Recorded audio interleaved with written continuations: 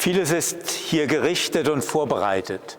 Morgen feiern wir hier im Dom St. Peter zu Worms einen großen Gottesdienst, die Gründung der neuen Pfarrei St. Nikolaus Worms-Wonnegau.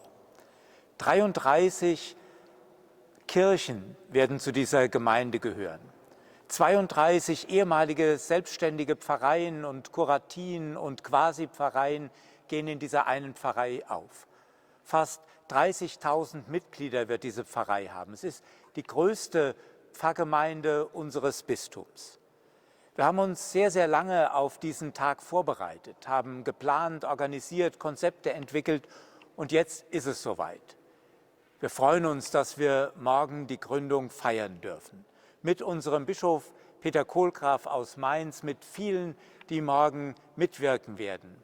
Sängerinnen und Sänger aus den Chören aller unserer 33 Gemeinden, Messdienerinnen und Messdiener aus allen Gemeinden. Ein großer Gottesdienst wird es werden. Die Pilgerkerze ist ein Jahr lang durch alle Gemeinden gewandert und dort verziert worden. So bunt wie diese Kerze ist auch unsere Pfarrgemeinde.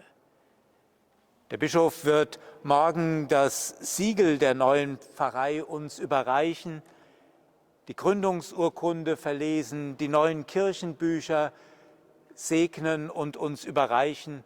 Und mittendrin steht die Reliquie unseres Pfarrpatrons, des heiligen Nikolaus. Er wird unser Wegbegleiter sein.